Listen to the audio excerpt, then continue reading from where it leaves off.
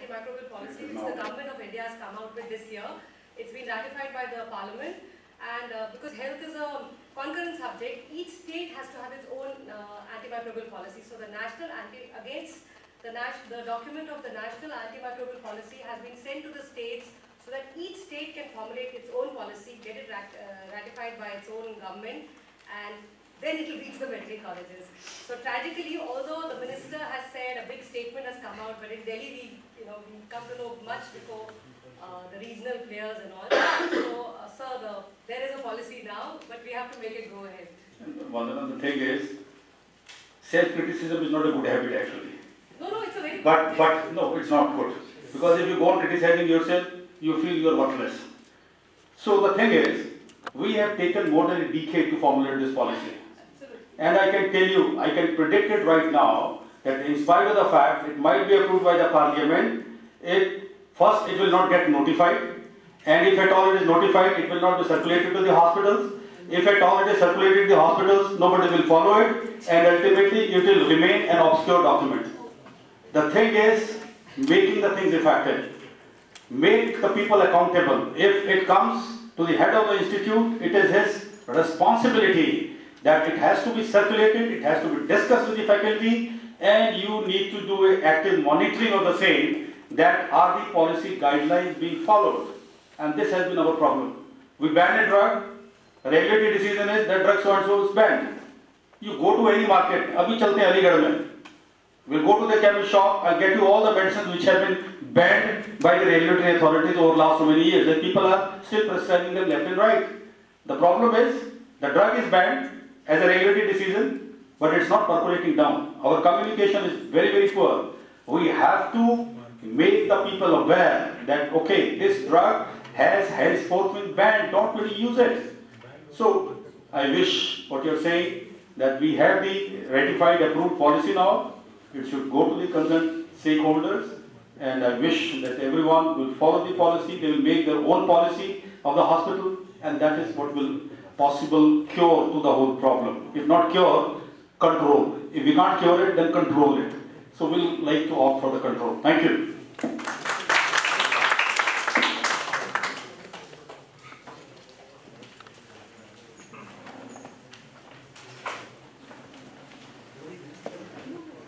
Thank you, sir, for such a dynamic and informative lecture. I will now request Professor Vandana Roy, ma'am, Head of Department of Maulana Azad Medical College, to speak on WHO steps on rational use of medicine, concepts of PE drug. I'm really sorry, ma'am, your time limit has been reduced to 45 minutes because of lack of time, and after that we'll be having a lunch break.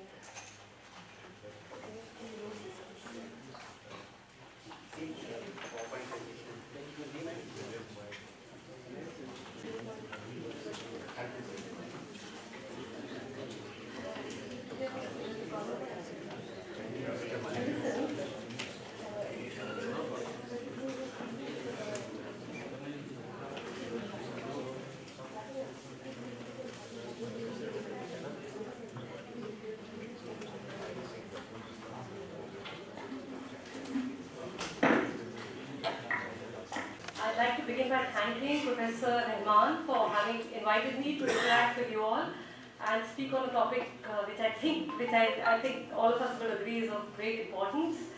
The topic which is there in the program is WHO steps on rational use of medicines, P drug concept. I have digressed from the topic which is there in the schedule, and I will be speaking on specifically rational prescribing, P drug concept. And I'll spend the first 10 minutes in establishing why I'm restricting myself to not WHO steps on rational use of medicines, but rational prescribing.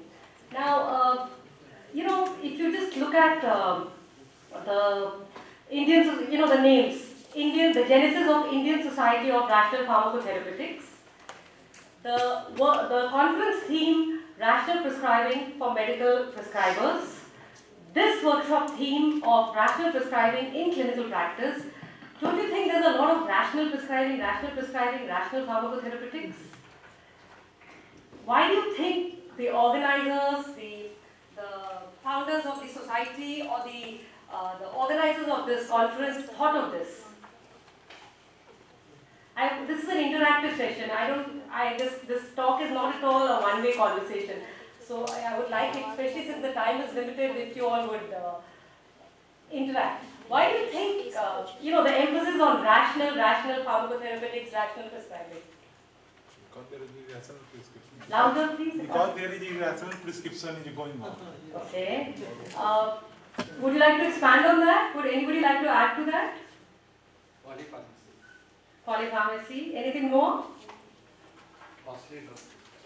Costly drug prescribing, so waste of resources. What else? Drug resistance. Drug resistance, very, very important. We just heard so much. Anything else? So yes, you've covered a lot of very salient points that there is irrational prescribing or irrational use of medicines, resulting in a waste of resources, specifically with antibiotics, antibiotic resistance. Okay, just to give you some figures so that we come to the actual topic. So, about nearly 50% of prescriptions are not adhering to standard treatment guidelines. 50% and more of drugs dispensed are not dispensed properly. 50% of prescriptions, patients are not adhering to them. And antimicrobial use, we all know about. So, it's been estimated that that out of $1 million US spent on medicines, the actual effective or therapeutic use or the therapeutic outcome is only of about $300,000. That means 70% of the budget spent on drugs is actually wasted. And the reasons are many. The reasons are, it's not just irrational prescribing. When you look at the drug use cycle, it is much, much more and beyond or before. It precedes the actual drug use. And sorry for this picture, but I'll explain this to you. Prescribing is an event which occurs towards the end. But before a drug reaches the prescriber and the patient, many things are taking place.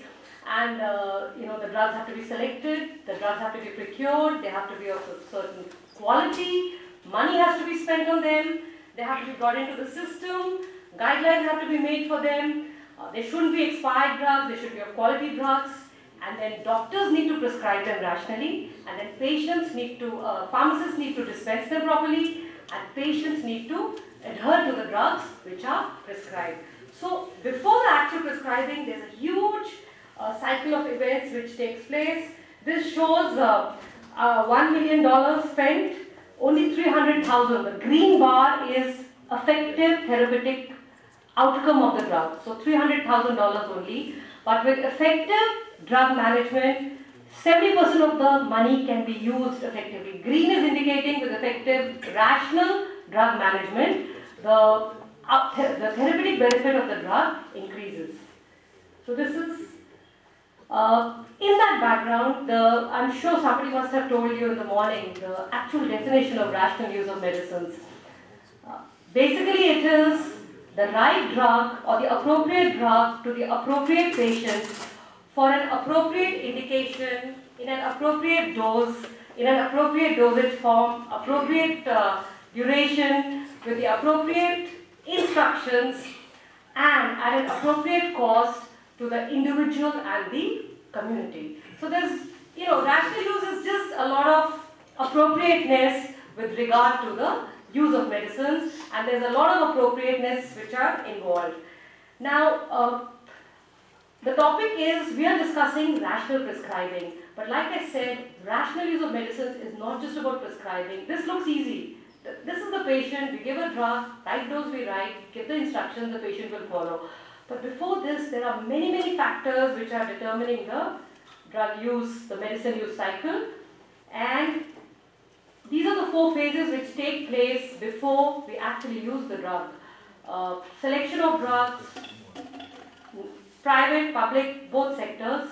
Procurement, again, how the drugs are getting into the system. Quality assurance, the kind of formulations which are coming, the distributions, which would include storages of drugs, which are the drugs we get into the system, And then once this happens, which are the drugs which are used? And in the use, what would, the word use for medicine signify? What chain of events would be involved in use of medicines? Can you think of it? As a doctor, if I'm a doctor, patient has come, I've diagnosed the problem. Can anybody think? I write a prescription, the patient goes out. So can you think of the cycle of events that takes place in the actual use? Anybody? I've already given most of the steps. Yes? Anybody would like to respond? We're talking about the use and what are the aspects involved in use? Somebody? Cost.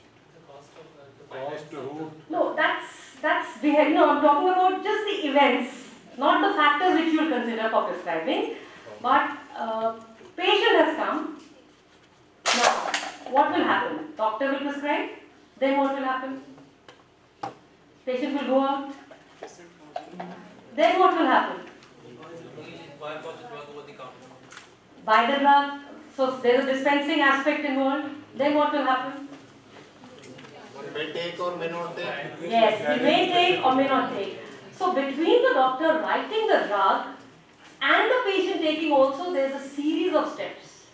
So before the doctor writes a prescription, there's a huge number of steps taking place. And after the doctor writes a prescription, there's again a sequence of events which take place. So it's not as easy as we say. Okay? So this is, this aspect, actually most of us only think about the diagnosis part and the prescribing part. But it is much, much more complex than what we think. Prescribing is not a this thing. Many people are involved in the actual use of medicines. And now we're not talking about selection, procurement, distribution, we're talking about use. So many people are involved in the actual use of medicines. And there are many factors which affect prescribing. Okay? The health system, supply system, what are the drugs coming in? What is the Government of India's policy? What do they decide? What will come in? I mean, the number of irrational NPCs, the combinations in the market, the number of formulations, an estimate of 25 to 40,000 drug formulations in the market. If there are so many these things, what does the doctor do? Then the prescriber is a human being. He's going to be affected by the system around him. He's going to be affected by the patient. He's going to be affected by where he's got educated. He's going to be affected by maybe even monetary reasons. We all know about this. So a prescriber is also under a number of influences. It's not just, and of course his education, most important. Then pharmacist, his training, the patient load that he's exposed to, and many other things associated with pharmacist. And of course, after the prescription, the patient, what is the cultural background he or she is coming from, the socio-economic status of the patient, has he or she understood what the doctor has said? So many factors which affect prescribing. Again, I'm sorry for this, I didn't have time to make a new slide, so this picture was taken, but this is just to show you the number of factors which affect prescribing. And so, it's not difficult to understand that there is inappropriate prescribing, and another word for inappropriate prescribing is irrational prescribing. And when we are talking about irrational, when we talk about irrational use of drugs, the first thing we as clinicians and we as doctors talk about is irrational prescribing. But the last 10 slides were just to show you that irrational use of medicines is not just about irrational prescribing. That's a very important part, but it's about the whole irrational environment in which the doctor, the healthcare system, I mean, we all are working in. Okay. Now, it's been observed that inappropriate prescribing is among the most common causes for medication errors all over the world. Now, medication error is any error which takes place from the time the doctor writes the prescription to the time the patient takes the medicine. Okay? So, at any step, any error occurring would be considered a medication error. And you don't need to read this, but this is just to show you that medication errors are very common. They are, we have Western data only, they are very common, and the commonest cause for medication errors are prescribing errors. They cause a lot of morbidity, mortality, adverse drug related events, and of course, a waste of economic resources. Okay? So these are the 4 stages. Physician prescribing, most common cause of medication errors. And some examples of prescribing errors. C, which are responsible or which cause the medication error. Okay? Medication errors globally are increasing. So deaths due to them increasing. And again, just to show you the huge number of medication errors which were preventable, waste of economic resources, and improving prescribing can decrease medication errors and substantially cost a lot of cost savings. Now, studies have also shown that majority of these prescribing errors are made by fresh graduates and junior doctors. The reasons, so this is a study from Netherlands which showed that fresh graduates had very poor prescribing practices and some of the lacuna which was observed in their prescriptions. Now, many reasons have been given for poor prescribing habits amongst fresh graduates and juniors, and of course, practices established when you're a junior doctor or when you're a young person, you tend to carry them as you become senior. So can you think of some reasons why fresh graduate junior doctors would be having poor prescribing practices or have lack of experience, okay, lack of knowledge. What knowledge? P-drug concept, okay, something more? Something more? So they don't have lack of knowledge, they have a lot of knowledge. They are 5 years of MBBS learning. How much we teach them? But how to select drug for disease, maybe they have not so. How to select drugs for diseases, we have not taught. Okay.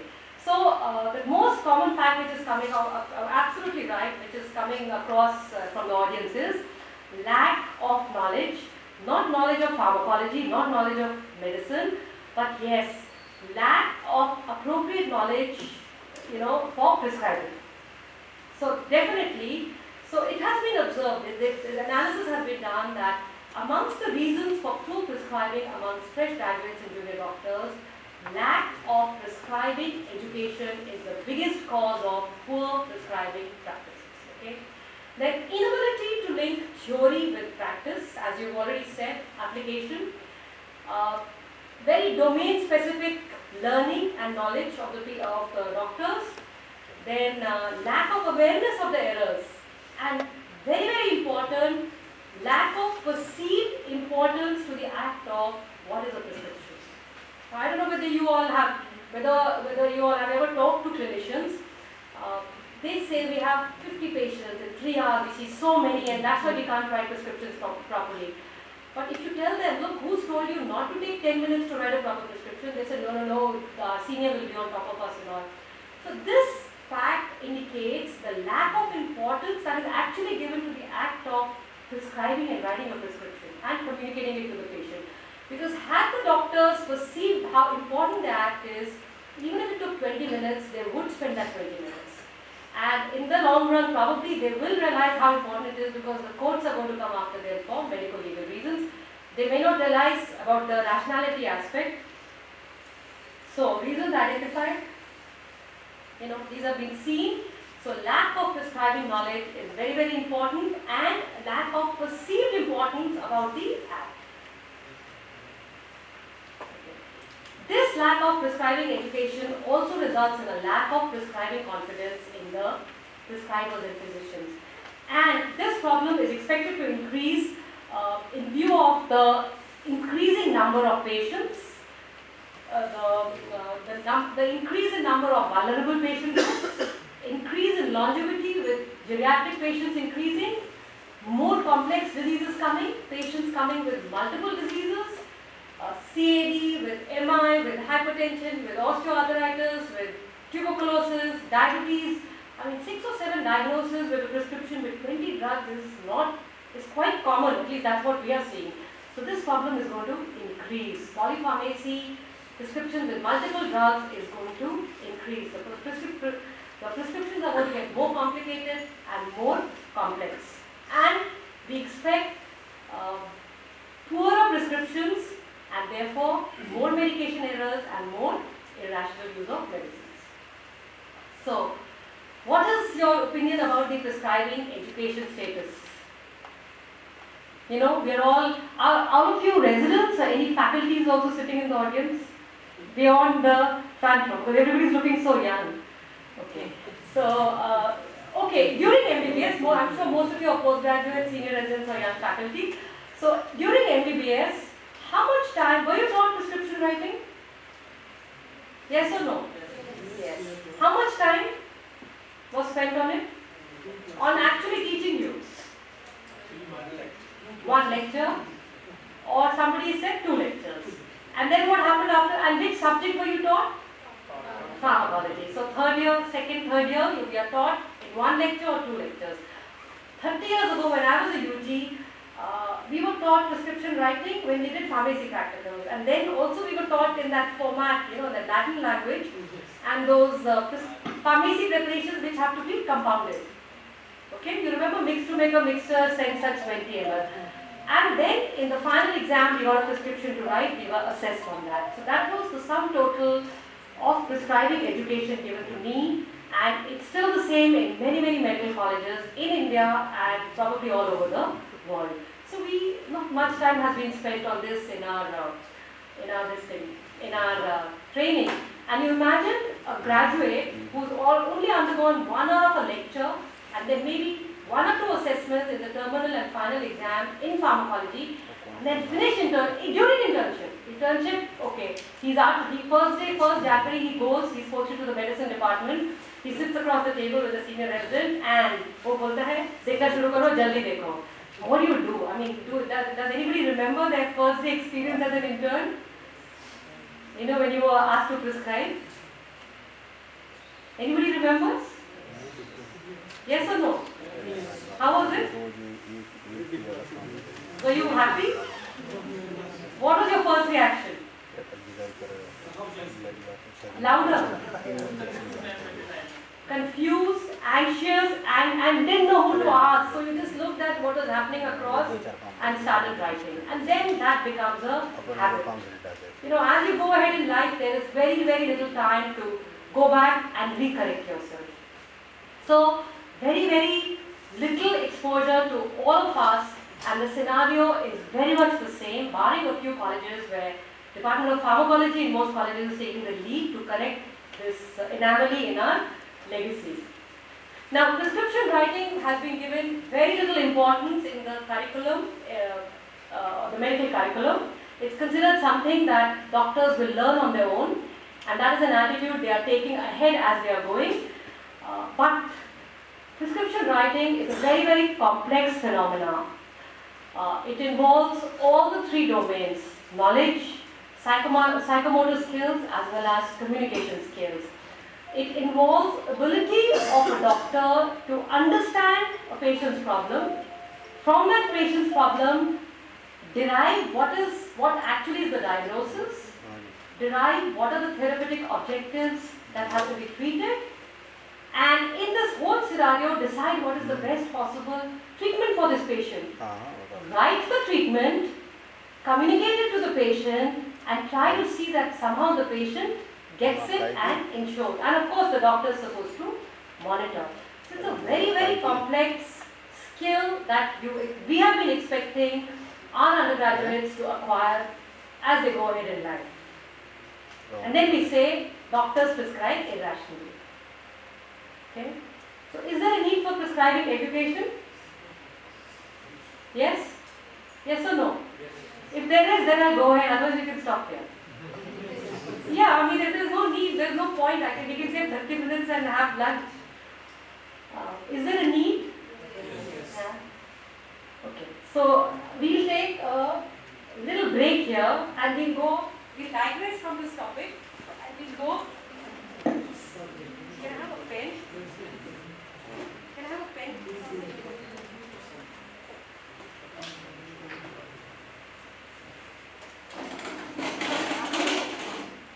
Can you hear me without the mic? Yes. So let's go shopping. We take a break. We go away from what we are doing and expecting our doctors to do. What would you like to go shopping for? Clothes. That was from the fairer sex. Anything else you'd like to buy? Gadgets. Gadgets. Which gadget? Mobile. Mobile. Okay, let's answer. Let's go for clothes first. When you go to buy a dress, what is it that you think about? I can't hear you. Quality अच्छी हो. Color. Offer. What else? Yes? Offer. Offer. Offer means sales. So why are you looking at sales? Because you want discount. So cost of the dress is important. Okay, what else do you look for? Brand. Brand. What does a brand signify? Yes, it's important. Quality. Okay, what else? Anything else? Winters are coming. Would you wear woolen in summers? Yeah. You want it to be suitable for you, no? So seasonal.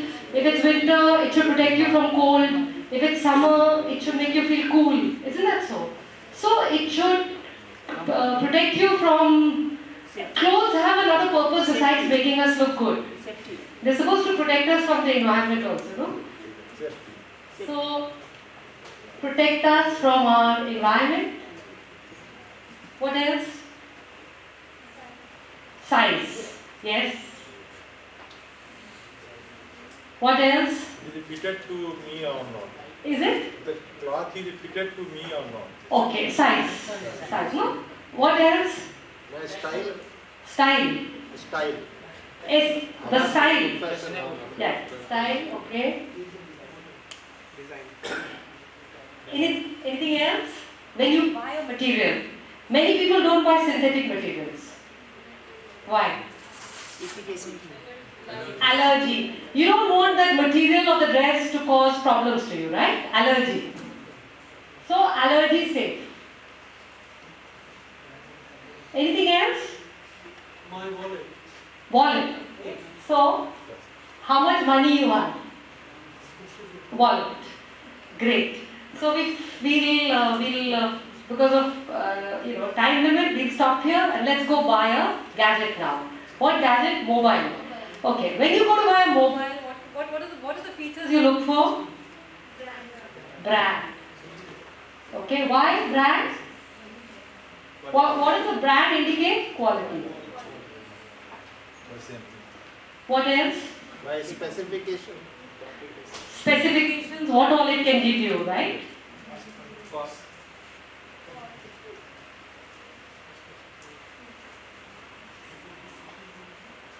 What else? Durability.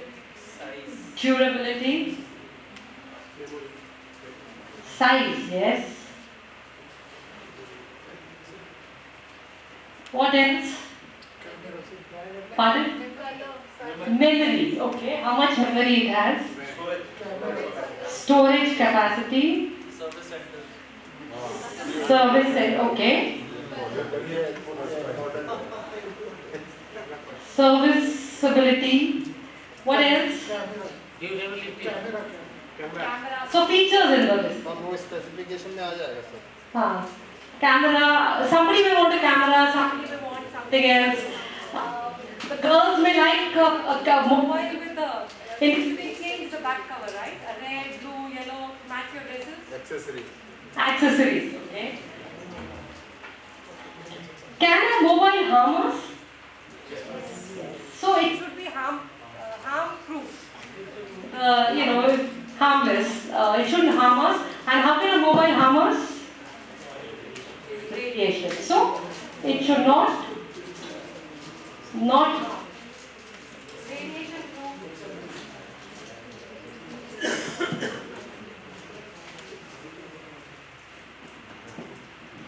Okay, we went shopping for two things, a dress and a mobile phone, and we realized that before we go buying, we think about a lot of things. You know, we're looking at quality because quality indicates, the brand because brand indicates quality, and quality would indicate, can you find another word for quality in scientific terms? The efficiency of the gadget. Okay. And then we didn't want these things to harm us, cause problems for us, material also and the phone also. And then we all had individual things we wanted. Somebody wanted a red dress, somebody wanted a short dress, somebody a bigger dress, mobile with a camera, certain memory, this thing. So there was some individual fancies all of us had, and maybe I would want a red camera and somebody a yellow camera. And of course, cost was important with both, right?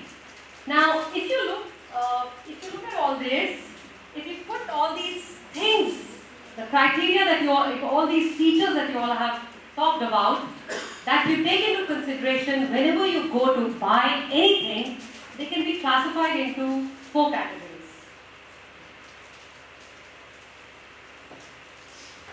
Okay?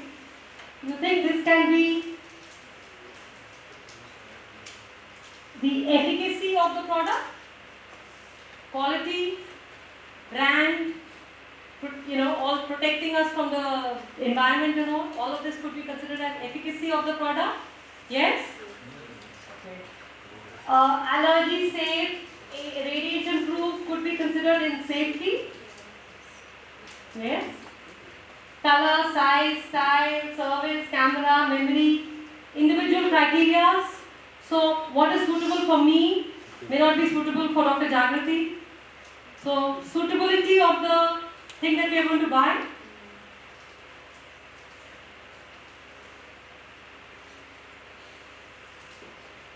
And of course, cost, most important. Yeah, affordability and cost. So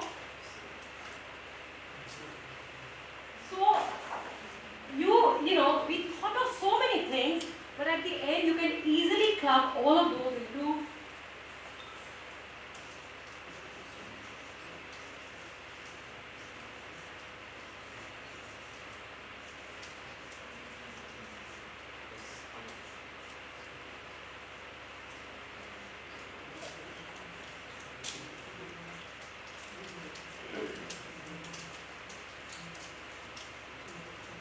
at the end of the day, even if you go to buy a car, you think of the brand, the horsepower, bulletproof, this proof, that proof, this much speed, all those features would come in.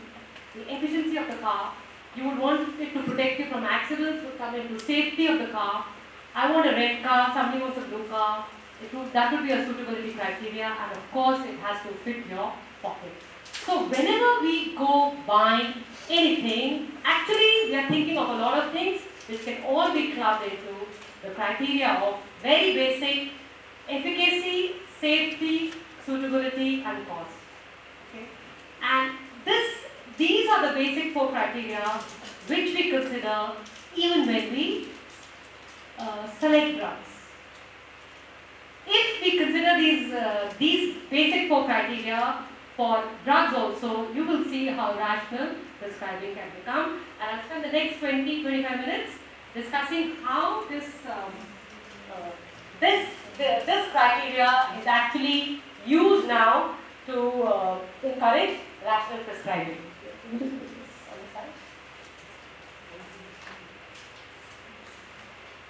Even when we go to have a meal outside, somebody may say, I want a Chinese meal or a South Indian meal. Even when you're going to buy a meal, you want the meal to satisfy your hunger. So the efficiency of the meal. You don't want to get food poisoning from the food.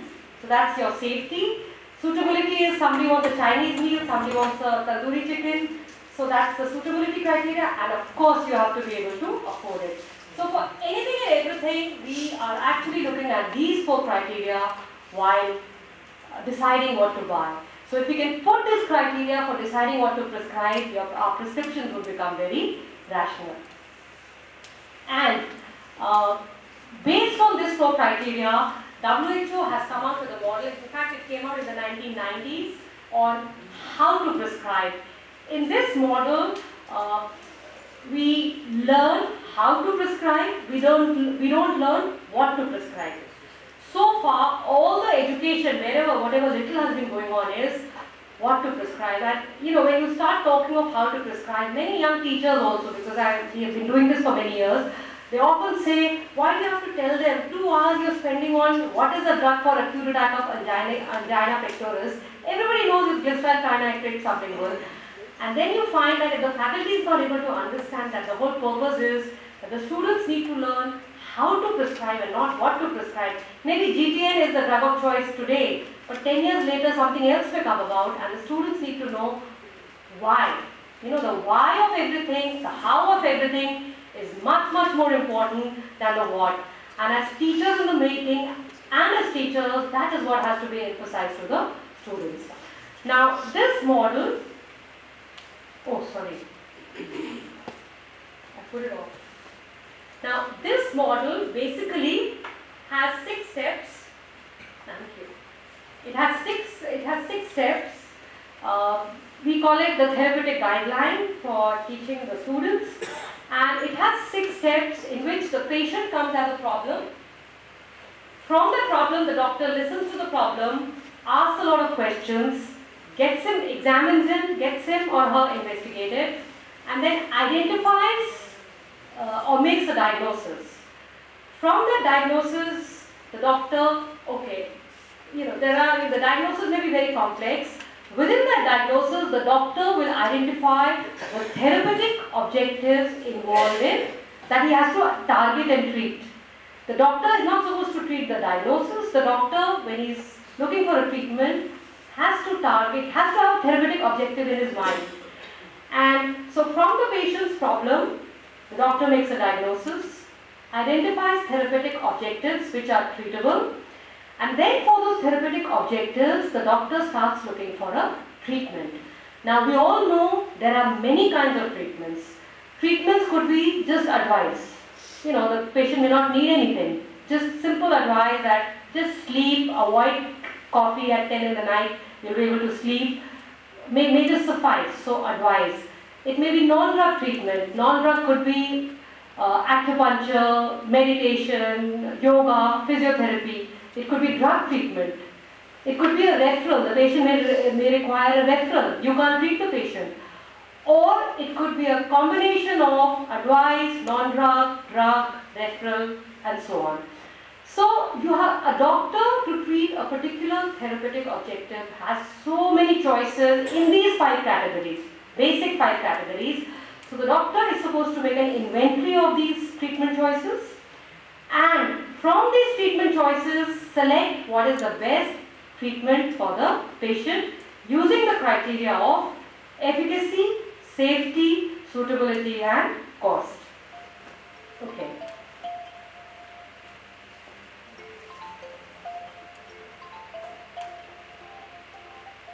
Now, 5 choices. I'll come back to this again. Starts the treatment. This involves writing a complete, rational, legible prescription and explaining it to the patient and trying to see that the patient has understood. So instructions, warning, follow-up instructions, everything has to be there, and then monitoring the treatment. Okay? So this is what the WHO model is all about. And we'll just expand on all these. Now, I'm just, because the time was 1 hour before and now it's 45 minutes, but I'll just highlight this because for those of you who are interested and take this ahead, this is very, very important. The first step that the patient comes as a problem. Doctor साहब दर्द है, कहाँ दर्द है? पेट में दर्द है. उसने हाथ लगाया, this is pain for him. And then how from that you go on, the dard could be a renal colic, it could be appendicitis, it could be intestinal obstruction, it could be just acute GE. So, patient's complaint is, or the patient's problem is dard hai. He's come for relief of pain. but it's the doctor who's thinking and trying to sieve out the diagnosis and the objectives from what the patient has said. So I'll just give you one very simple example. Patient's problem is गला खराब है doctor साहब मेरे को गला खराब है I have a sore throat. Mr. A, 54-year-old, sore throat, hurts him. That's it. Okay. Mrs. B, 23-year-old, the problem is sore throat, but as you're examining, you find she looks very pretty, she's anemic, she has an enlarged spleen. Miss C, 17-year-old, you examine the throat, there doesn't seem to be anything wrong, and you're wondering, this patient has never come to you before, and you see this patient is a little shy. Mr. D, 43-year-old with a sore throat, गला बहुत सूखा है, गला खराब है, दर्द हो रहा है, ठीक नहीं है, and but on taking history, you find nothing wrong, but when you take history, you find the patient has been taking loperamide for chronic diarrhea. And Mrs. E, a 32-year-old, she came to you a week back, she had a throat problem and you had prescribed a penicillin formulation, but she's still complaining despite being sensitive to penicillin. I mean, at a week, you presume she has taken it for the course you prescribed. Now, patient's problem is gala kharab hai, sore throat, but as you take the history, you see the patient profile, and you think your therapeutic objectives and what you're going to treat are going to change. First patient is actually a driver who's a constant smoker. He had a cold 2 weeks back. Following the cold, he developed a sore throat. Okay, but he keeps coming back to you because he thinks he may have cancer because he smokes about 4 packets a day for the last 20 years. Second patient is actually got infectious mononucleosis. That's the problem. Sore throat was not the exact problem, and your therapeutic objective is going to change as you take the history. Miss C, actually when you take a history, detailed history, you find nothing is wrong, but you find that she is 3 months overdue. She's pregnant for 3 months and she was very shy, she didn't know how to tell you. So that is how the therapeutic objective is shifting gears. And loperamide has anticholinergic property, causes dryness and can cause throat discomfort. The last patient, despite being prescribed adequate amount of penicillin and being sensitive to it, had not taken the drug after 2 days. So the problem is lack of patient compliance. So it's very, very important that this is emphasized from the patient's problem, your diagnosis, and identifying the therapeutic objective, because your treatment goals shift and they depend upon the therapeutic objective. Okay? So we make an inventory of the treatments, we choose the best based on this criteria, and we decide upon what we think or I think is the best for my patient. I don't prescribe what my pharmacology professor has said, no, or the medicine books. Based on my selection criteria and my working on this model, it becomes my choice.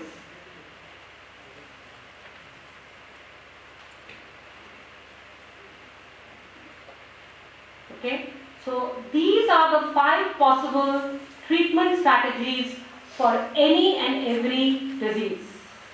We never think about it like this, and all your treatments can be fitted in either of these categories. Now you're going to choose from all these my first choice treatment.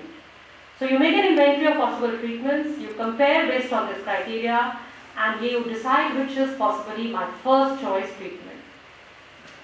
Now these treatment, the treatment or the medicine, supposing it's the treatment that we choose for the patient based on this criteria of efficacy, safety, suitability, cost, is actually the P treatment, and if it involves a medicine, it becomes the P medicine.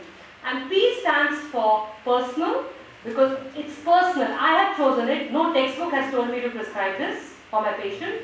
It's practical, because once I've done this exercise, which I'll just show you quickly, it becomes very easy. It's based on a practical methodology. It becomes very easy to decide what medicines to give. So it's based on practical experience and practical exercise. And P also stands for priority. This is the priority medicine for this condition for a particular patient. So it's not a generic, this medicine, one medicine for one patient may not apply to another patient. Now, just to tell you quickly, criteria I've already told you about. If it's a medicine, we are not going through the different categories. If we decide a patient needs a medicine in those inventory of treatments, first of all, we have to decide, in pharmacology, all medicines are in groups, pharmacological groups. And then you come to each group, each anti-anginal, 6 groups or 6 or 7 groups, calcium channel blockers, nitrates, blah, blah, blah. And then each category you have so many drugs. So you compare, first of all we compare the pharmacological group first, and we decide which is a P group. Again, based on this criteria, this efficacy, safety, suitability, cost. Once we decide this is my P pharmacological group, we compare all the drugs present in that P group, and we decide which is the P medicine from that group. I know this may be going a little because this is supposed to be a hands-on exercise. It cannot be as a lecture, but okay. Once we've decided based on the criteria of efficacy, safety, suitability, cost, we write a complete prescription, and everything in the prescription that you know about a prescription writing has to be there. The prescription must be communicated, patient must be adequately instructed, and we are supposed to monitor. Now, when we are considering cost for this criteria, it cannot be the cost of a single tablet or one day's therapy. It should be for the whole duration of the course. But for chronic diseases which go on lifelong, like hypertension, diabetes and all, maybe you do it for one day and then you multiply it. But for infections, for short limiting diseases, you will consider the cost of the duration of therapy. We'll do one example quickly of this so this becomes clear. The criteria of efficacy, safety, suitability, cost has to be based on evidence-based medicine. Again, it cannot be so-and-so has said, professor of medicine is prescribing, my senior resident has said, no.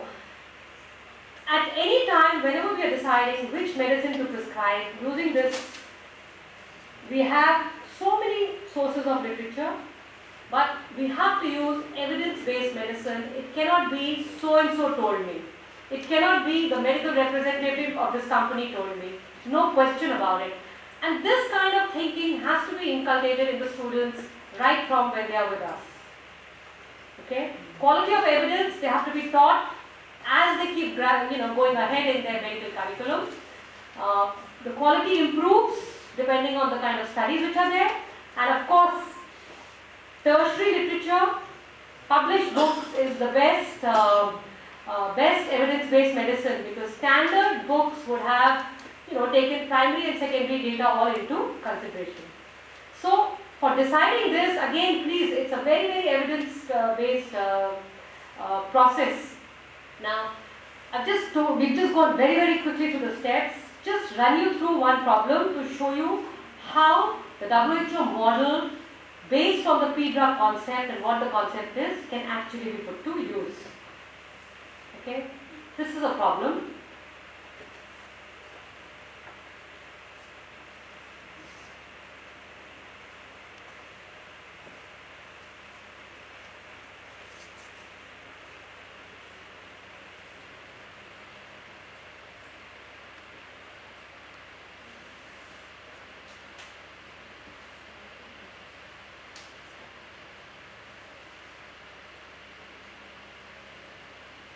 So there is a 52-year-old driver who is a chronic smoker, an old patient of mine, has two children, 12 and 13 years old, and he drives in Delhi. Delhi is one of the most polluted cities in the world, and he smokes also. He keeps coming back to me, for small problems, varied problems. And now he's come saying, I have a gala kharab hai, thoda gale mein dard ho raha hai, kharash hai. And when I did the history, I come to know that he had a cold 2 weeks back. The cold got okay, but following the cold, he was sneezing and all at that time, he's developed a sore throat, and he's got this dry hacking cough which really troubles him. He's unable to sleep, so he's very uncomfortable driving.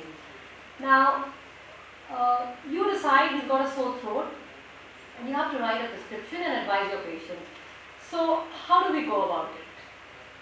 So, the diagnosis, first this is the patient's problem, and I've given you the background about the patient, his personal history, and that he keeps coming back with many problems. So what do you think would be the diagnosis in this case? What all could be the possibilities? You are the JR or the SR in the hospital. Smoker's cough. Okay. What else? But he also had a cold 2 weeks back. So what else could it be? Okay, that's going a little. Yeah, but he's not complaining of breathlessness. No, he's just complaining of dry cough. So it's still URI. What else could it be? Yes? Pharyngitis, yes. Following a cold. You know, a sore throat, following a cold. What else could it be? Could it be a bacterial infection? Just see his history complaints. No fever, no purulent sputum.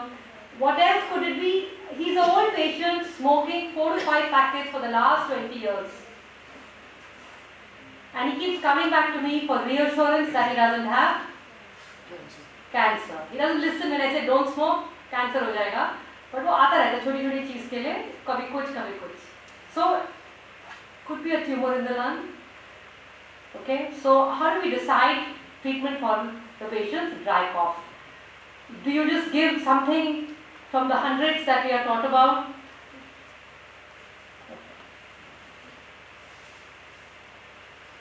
Well, you've already ruled out bacterial infection, unlikely tumor in the lung, there is no blood in the sputum, no weight loss, and you just saw him a few weeks back also, because he keeps coming back. So probably irritation of the mucous membrane following the cold, leading to the cough, and that cough further irritates the mucosa, so his cough keeps getting aggravated. So at the, your therapeutic objective becomes to suppress the dry cough. That's it. Right? So what do we have to treat this? What all do we have in the 5 categories? Can you advise him something? Yes or no? What all? Quickly. Because I'm looking at the watch. We can advise this? Sorry. What can we advise him? No. Advice is not. There are 5 categories in any treatment. One is advice. आप सो जाइए, आप जल्दी उठिए, आप सैर करिए. Stop smoking. Also stop driving. You are driving around IT or Delhi, which is the most polluted. Don't drive till your cough gets okay. Stop smoking. Okay. So you could advise anything in non-drug treatment. Anything which could help this cough. Okay. Gargling. What else? Steam inhalation. Okay. Anything else? Maybe yoga, meditation, something could be done, but we are very, we don't know much about it. Medicines? Would you need medicine for his dry cough? Do we have anything? Yes or no? Yes. So medicine we have choices. I won't ask you what choices. There is no pharmacology test here. So for suppression, and would you refer this patient anywhere? Doesn't need a reference. So in all likelihood, you may advise him to stop smoking, not drive around. You might tell him to gargling, and then you look for a drug treatment. So he'll get a combination of treatment choices. Now let's see how we make our inventory. Advice, non-medicine, medicine, referral, combination. Okay? And to suppress a dry cough, you need a cough suppressant.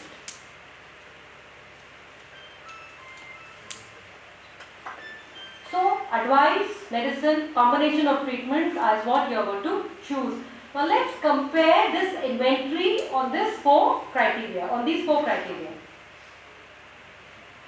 We make a table. I just want you to know how we compare. We make a table. We compare with 4 columns: efficacy, safety, suitability, cost. First, we compare the pharmacological groups. And in the group which will score the best, we will compare the individual drugs in that group. So if you can see here, we have advice, efficacy, excellent efficacy. Don't smoke, don't drive. He'll be okay in 4 days with gargling, no? Safety, 100% safety. Suitability, is it suitable? Will he do it? Will he do it?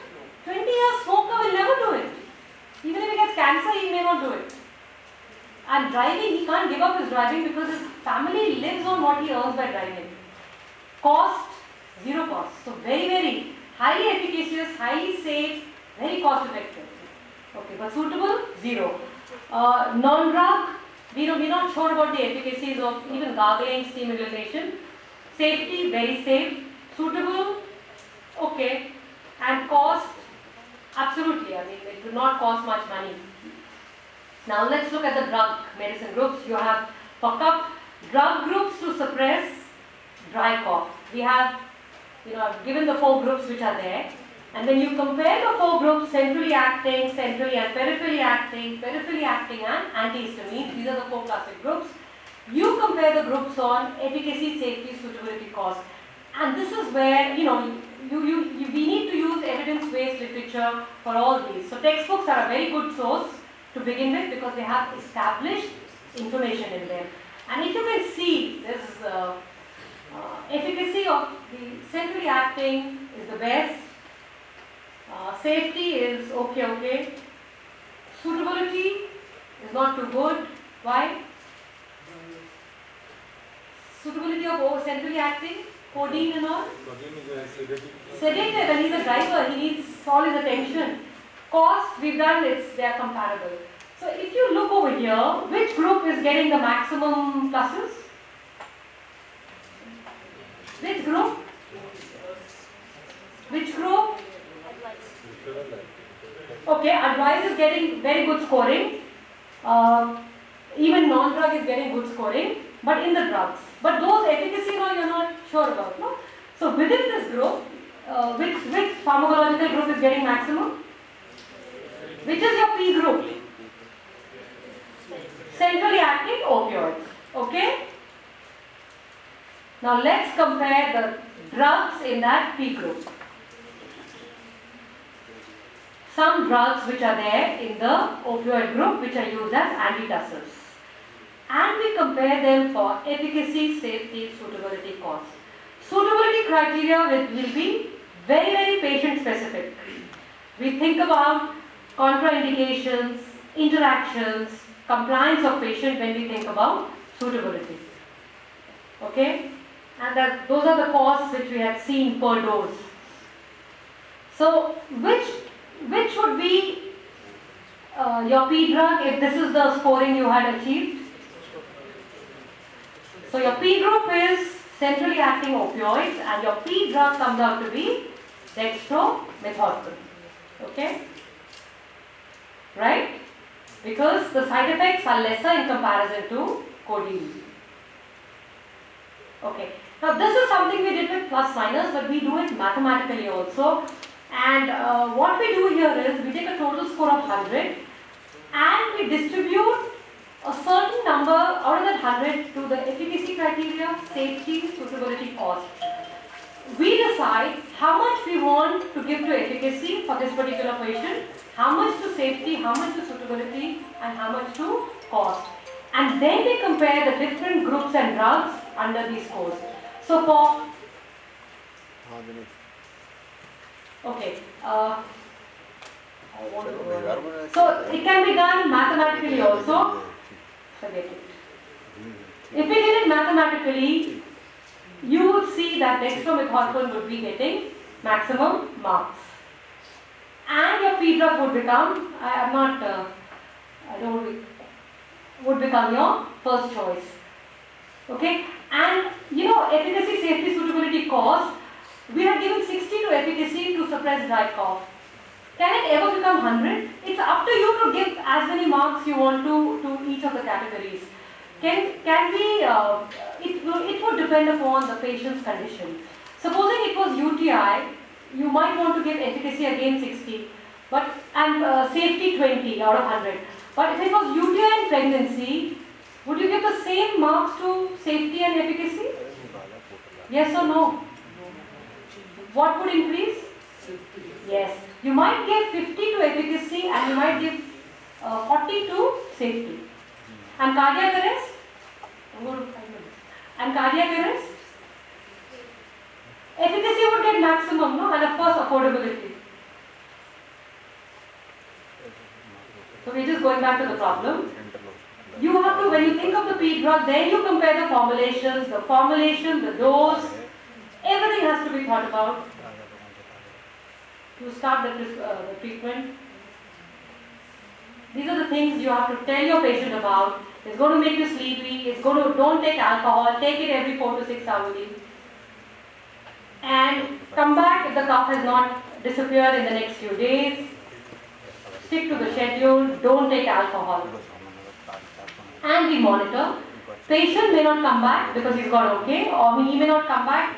Although he didn't get okay, he went to another doctor. If he comes back, it could be because he's not okay, or he developed side effects, or he found it inconvenient. So for all these, you're going to have to reconsider and go back to your step 1, that did I go wrong anywhere? Okay, was the diagnosis wrong, treatment wrong, implementation wrong, was the patient compliant, did I adequately monitor the patient? Now this is a very simple example taken, but you have patients with very complex problems. I've talked about this. It's the whole treatment, it's not just not the drug name, okay?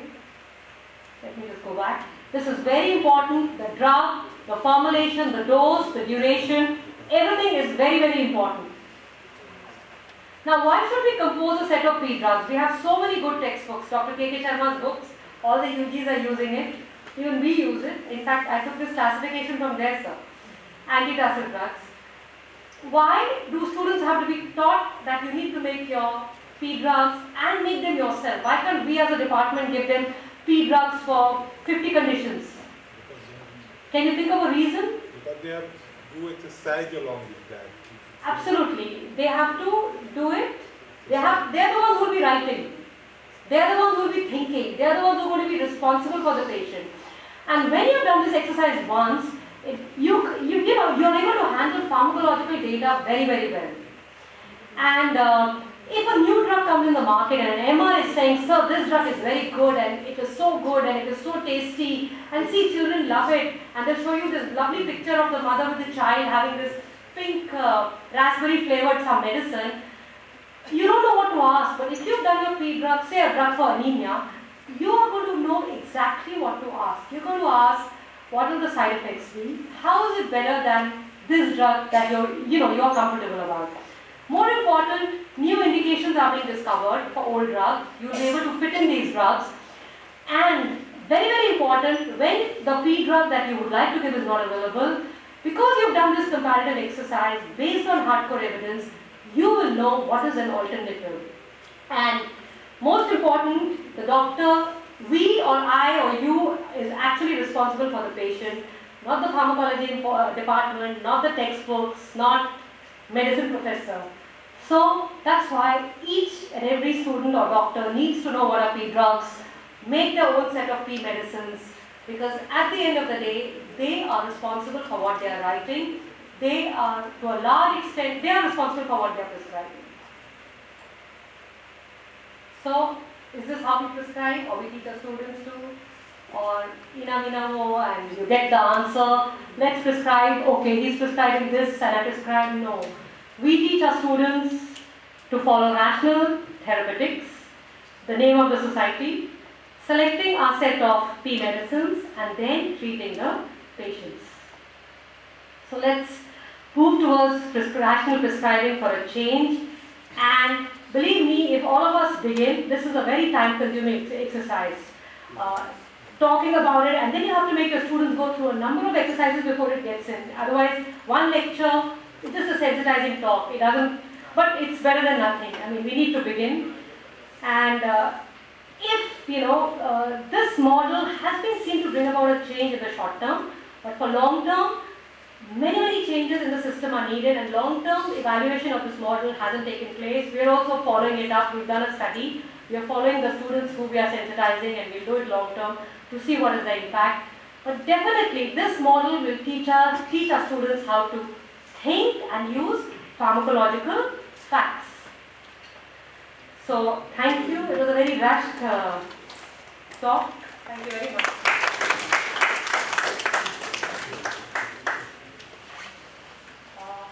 Any queries? Any Actually, Dr. Joshi published in journal, he used the word instead of suitability convenience.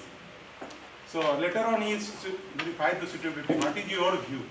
No, it should be suitability because suitability is taking care of patient contraindications, But drug interactions, he changed. no, and compliance of the patient or convenience of the patient. So when we talk of suitability, convenience is built into it. It is contraindications, interactions, and patient convenience. So if you just say convenience, there may be Afterwards, contraindications. actually, concept is a drug for disease. So he tried to convey the message in, and also published in medical I read teacher. that, I read that. So he tried to convey the message that afterwards suitability, you can verify your suitability according to condition.